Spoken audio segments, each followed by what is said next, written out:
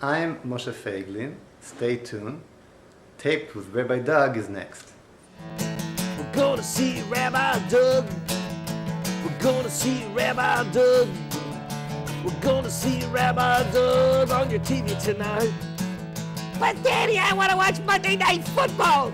Forget about Monday Night Football. There's no other thing we're going to watch on Monday but Rabbi Doug. Yeah, Rabbi Doug on TV tonight. We're going to see Rabbi Doug. Oh, everybody talk about that. Shalom, welcome to Taped with Rabbi Doug. We are here once again for part 2 of this episode with Dr.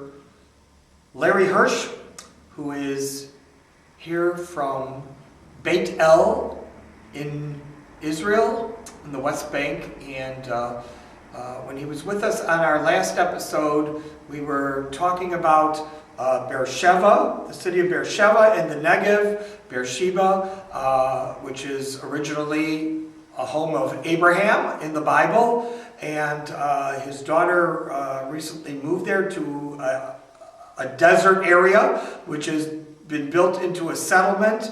And we were talking about how just 30 years ago, Beersheba itself was desert area with homes and people living there, but it wasn't built up, and now it is a full-fledged large city with malls and large office buildings and homes and like any large city.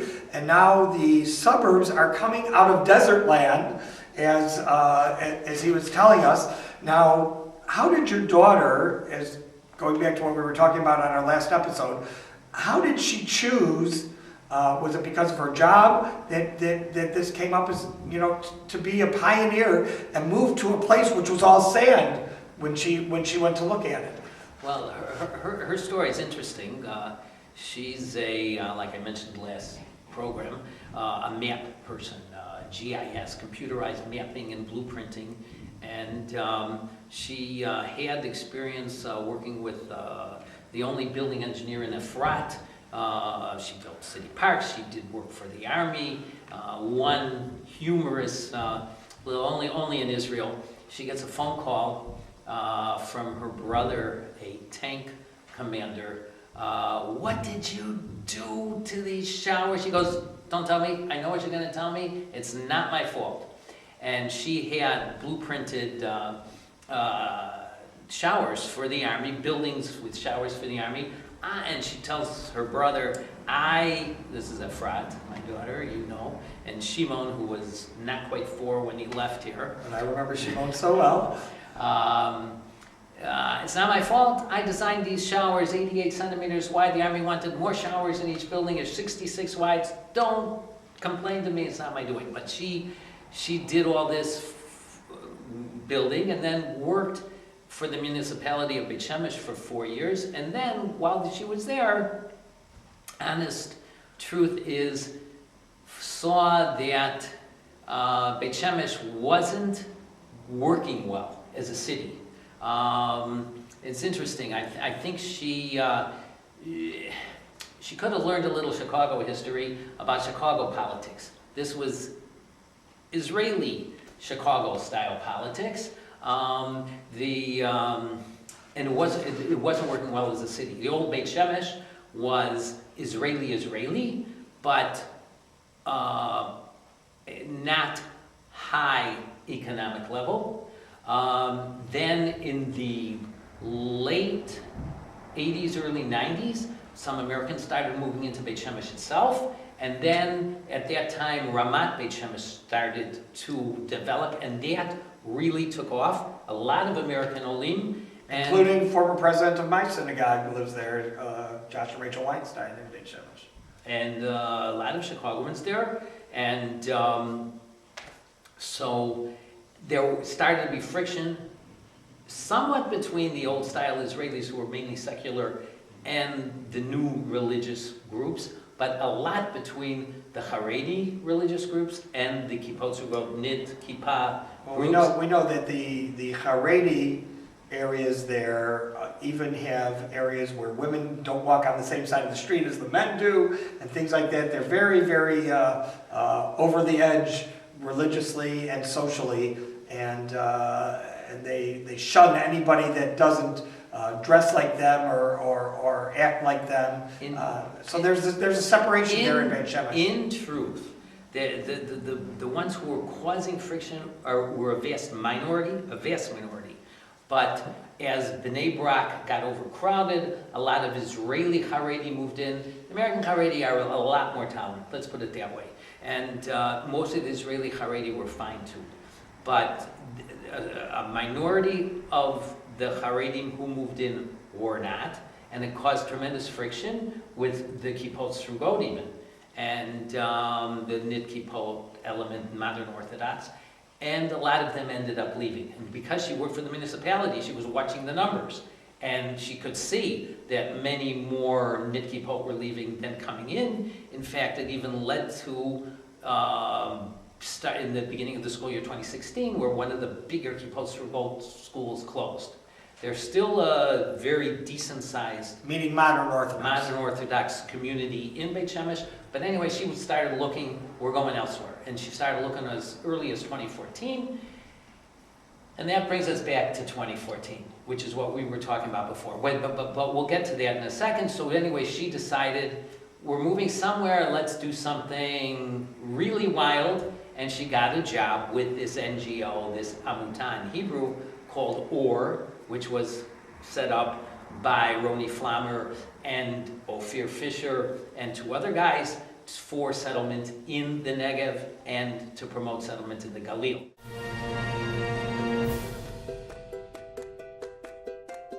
The OR movement and our partners in KKL, JNF in the last 10 years together, we have established 7 new communities, and we strengthened more than 30 existing communities. Carmit, for us today, it's the flagship of Zionism.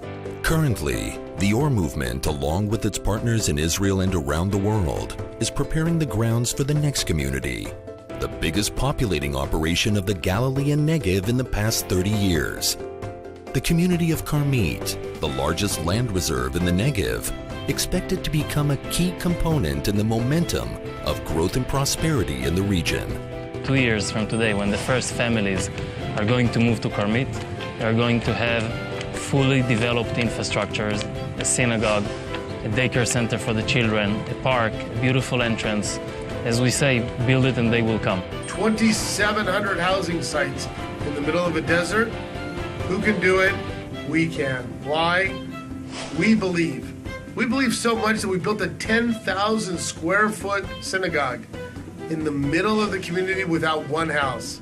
Carmit is being established in an attractive location with access to many entertainment and cultural venues, and of course, nature at its best. 15 minutes from Beersheba, an hour from Tel Aviv and Jerusalem, along major transport infrastructures, Highway 6 and other central junctions, near new army bases and huge industrial parks.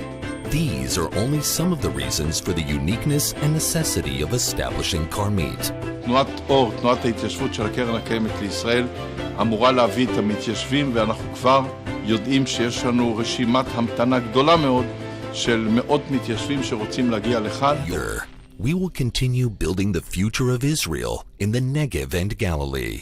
So she decided that she was going to move there, and she ended up moving there to the area. In 2014, she moved into Meitar, and as I explained before, Beersheba is in the south, Meitar is about 18 minutes north, and just 3 minutes south of Meitar, across the road, is this new place called Carmit. So was the Meitar residents a temporary residence while the building in Carmit was, while their homes were being built? And there was a lot of people who did that, moved from all over the country, from different areas of the country, even Haifa area. And here you have a full-size, completely built with an electricity and water synagogue, beautiful structure, and no homes near it. Nothing. Nothing. And that's when we got to in the last program, a shul in the middle of nowhere. And then comes the summer of 2014. The shul was finished in 2013, and yes, there's going to be a settlement here, but there was nothing. In 2014, we talked about that, yes, 3 boys further north on Route 60, Beersheba. Kidnapped and killed. Kidnapped and killed. Beersheba, Meitar, the South Hebron Hills, Hebron, and then Yerushalayim, and then north. Beit El sits on it just off of 60, Shiloh, Shechem, all this. It's the root of Derech Avot. It's the root of the forefathers. All these biblical cities.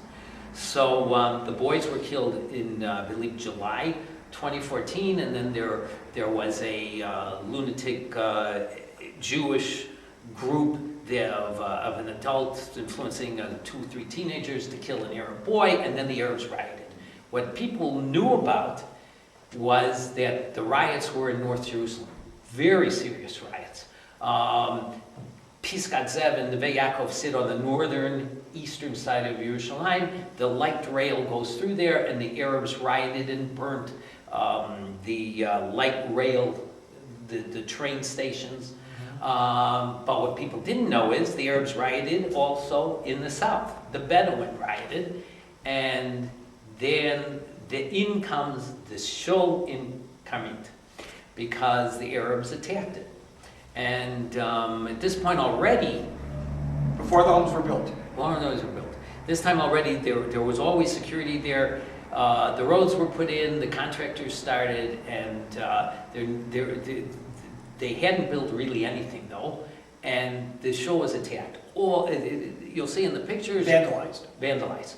The eastern and western sides of the building are glass. All the glass was shattered. The Bedouin ran in. They ripped even electric wiring out of the walls. It caused tremendous amounts of damage. It was a huge shul. Eventually, they could probably seat between 450, 500 people in the main synagogue. You'll see the entrance area could seat another couple of hundred if we had opened it up for Rosh Hashanah Yom Kippur. It's a huge place. It has a big kitchen. It has a rabbi's offices. It has a small base medrash, and $1.5 million shekel worth of damage. Is it today the only synagogue in that settlement, or have other ones opened up? No. It's too small. We'll get to that, but it's too small to have the shul I daven in and the shul I wouldn't set foot in, that kind of thing. Not yet. But there is only one shul, and that's a story, and it's a very interesting story of people getting together, because how do you do it? You've got Sephardim, a lot of them moving out of Beersheba, who daven very much different than Ashkenazi daven. The Eastern custom. The Eastern custom, and then the European custom. By 2016, July, 6 families moved in the beginning of July. My daughter moved in toward the end of that month, was the 7th family in there. It was so, there were 100 at that point, 100 buildings in various stages of being built, homes. 50 more haven't been touched by anybody, and by law they have to do something with their land sooner or later. But at the point she moved in, 6 other families. In fact, I went down there, helped them move in. I remember one of the first nights, the first or the second night they were down there, one of the neighbors, they're out, everybody has dogs, partially for security. In fact, in the beginning, when the buildings first started, and security had to be 24 hours, so the security system from the town of Meitar, and the town of Meitar really is the municipality as of this moment, for Carmit. They provided security. Dogs were used to patrol. And I remember on one of those first nights, we go out to walk the dog, and my son-in-law says, gee, I guess we have no place to daven for Shabbos. And his neighbor, who is a computer guy, at the age of 40, decided, I've had enough with the high-tech stuff, working 20 hours a day or whatever, and he opened up. He went off to Italy to learn how to make ice cream. And he set up an ice cream parlor, a very popular one in Beersheba. And so he says, no, the last couple of weeks, me and another guy, we drive on Friday evening before Shabbos to the kibbutz, which doesn't take too much time, driving across the fields, and then we walk back for 40 minutes in the heat. And they did that for probably a month and a half. And, but the shul started really working in earnest by the end of August. A few more families moved in. They were able to get a minyan, not all the time. And then Rosh Hashanah hit. And it was interesting. The Hirsch family came. So, because at that point there were maybe a dozen families. Your daughter has enough room in her place to hold you guys. Yeah, it's a nice big house. So the first Friday night of Rosh Hashanah was at least 6 of us. My son-in-law has a bar mitzvah boy at that time. He had just turned bar mitzvah. Myself, one of my sons brought three sons from Ramat Shapiro, from Rav Druckman's yeshiva. And then my daughter put on an internet website in the Beersheba area, and some mother noticed Carmit needs a minyan, and she shipped her son, who learns in the yeshiva in Hebron, she shipped him to us, and he stayed at our house. We had exactly 10 guys, Friday night, Rosh Hashanah, in your own home? 2016. No, in the shul. Oh, this is in the shul. We used the You basement. used the shul anyway, even though they were all at your house. Yeah, no, well, not all. There were a couple of guys. Actually, in the morning we had 13, 14 guys. Oh, very nice. But it's not like that anymore. By the beginning of this summer, there were 60-some families, but it's not all religious. There were still problems over the year, all kinds of interesting problems. Friday nights, I had to get a minyan. 20-some religious families by the beginning of the summer, and then August hit. For the new school year, 37 new families moved in. Now, there's never a problem, but what became a problem was, what do we do Rosh Hashanah Yom Kippur, where the Ashkenazi davening and the Sephardi davening is so vastly different. Sure. So, as it turned out, practically speaking, it turned out that all the Sephardi were going back to their families in basically the Beersheba area. But they still wanted to have a small minyan, and they were able to do it. I believe they even rented out a couple of the Ashkenazim to have 10. What didn't function were services for the seculars. So Tzohar got started in the beginning mainly to provide weddings for seculars, and also davening, prayers, synagogues. So, for example, the Kfar Saba area, which has a lot of secular people, the chief rabbi of the city of Kfar Saba, Rav Desha, Rav Mordechai Moti Desha, has for the last 10 plus years set up minyanim sohar. Minyanim sohar means light, and window also, and set up places to daven, to pray for Yom Kippur. And in fact, this year there were 9 places. In fact, the place I've been at for the last 8 years, another guy from Efrat and I, and usually 1 or 2 younger guys come out, and we used to use the Kfar Saba Country Club. We were across the street from the soccer stadium. Wow. And we were in the country club. The whole city shuts down. Everybody knows Yom Kippur is not a day for country clubs or soccer games. The main drag, which is always full of traffic, there is no traffic in Kfar Saba. There is no cars except for ambulances and police. Everybody's walking, and it's a really beautiful thing. Right, because one of the big issues is, they're forcing religion down our throat. But on a day like Yom Kippur, people feel this is what we need to do. We don't drive. Yom Kippur is That's where they identify. Right. Even Rosh Hashanah is a problem. For example, Rosh Hashanah is still perceived as a 2-day, let's go get in the car and go to the beach and go on a tiyul, on touring somewhere, but not Yom Kippur. And so we were at a minyan which seated 400 people for Kol Nidre and 400 people for the beginning of Nila, but had 1,000 people crammed in a school. We've gotten so big we couldn't use the country club anymore, and it was wild because we were we were set up in a minyan, and the background was the swimming pool. And so it's kind of wild in the country club, but we were so big. People claim we had 1,000 people for the end of Nila. Wow. But so what did Carmit do? So Carmit could have used, so this Rabbi Desha, Rav Moti Desha, designed a Tzohar Yom Kippur Machzor, which includes both the prayers of the Ashkenazim and the prayers of the Sephardim, and we do them both. I've gotten pretty good at doing, not terribly great, but Aneinu, alai, Aneinu. So I can start it and I let the Sephardim take over.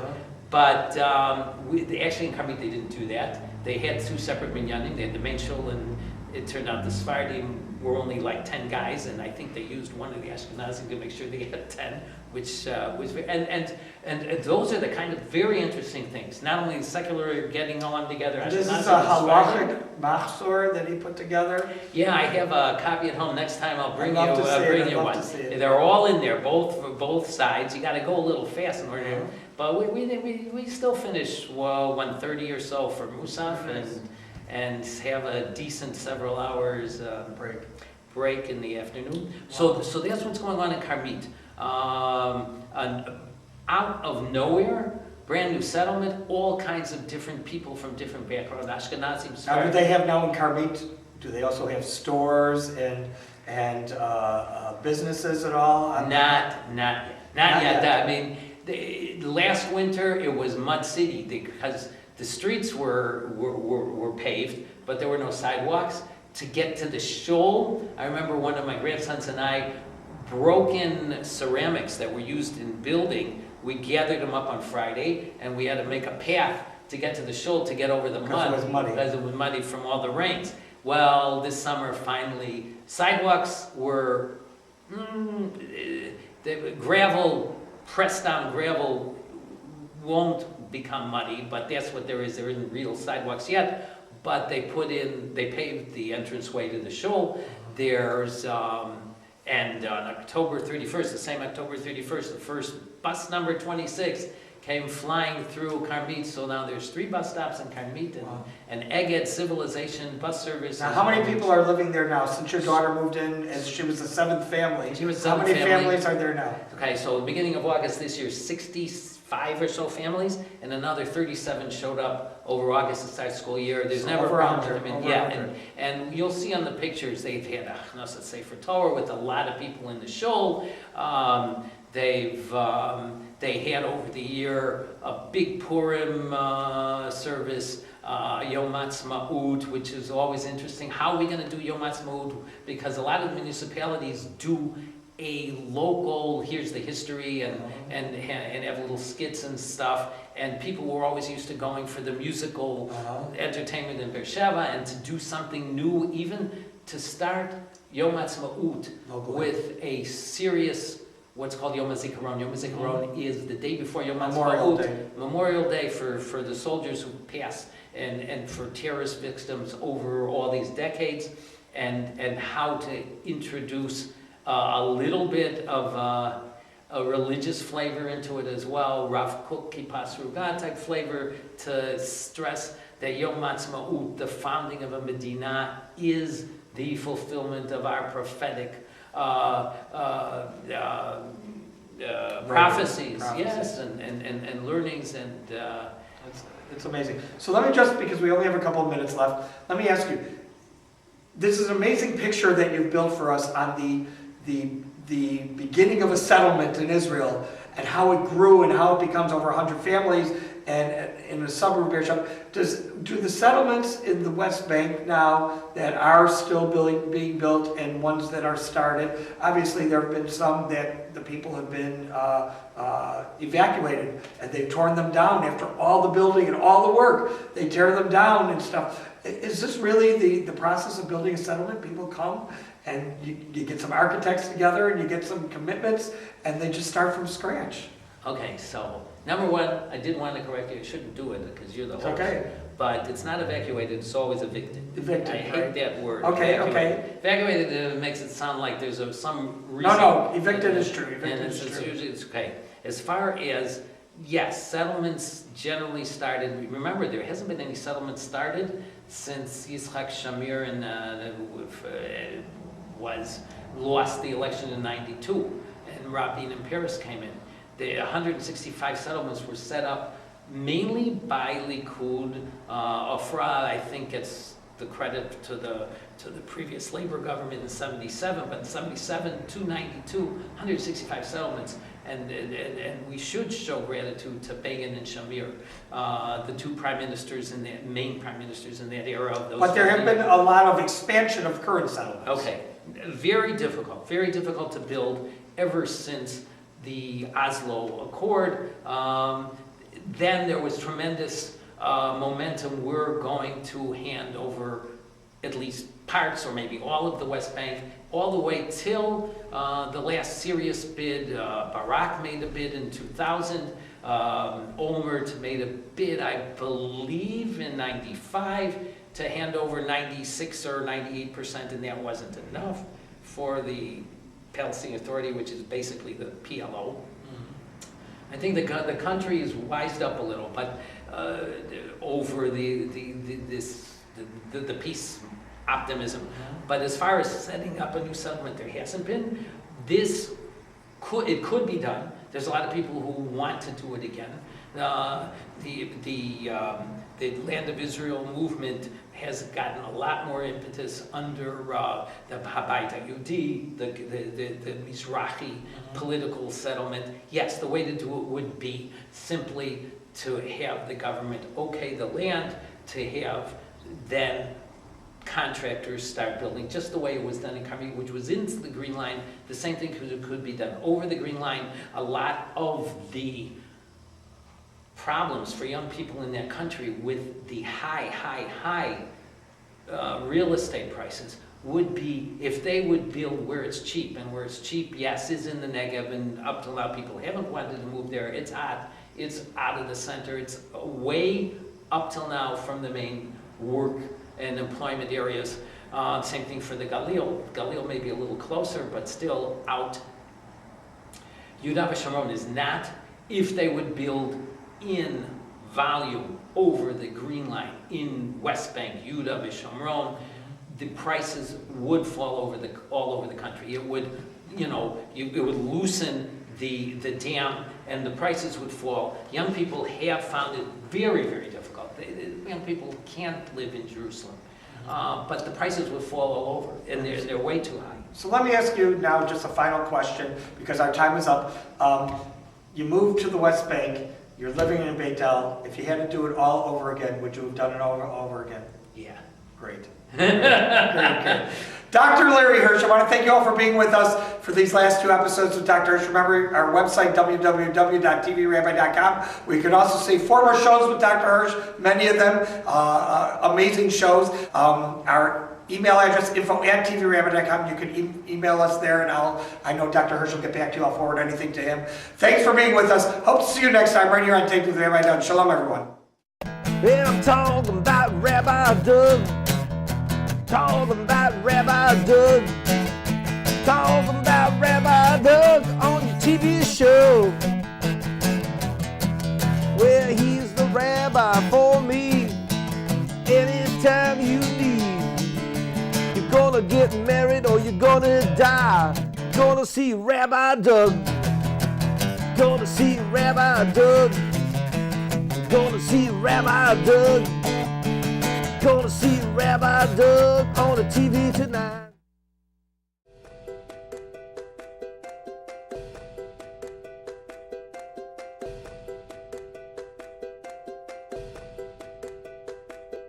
This has been a Taped with Rabbi Doug production.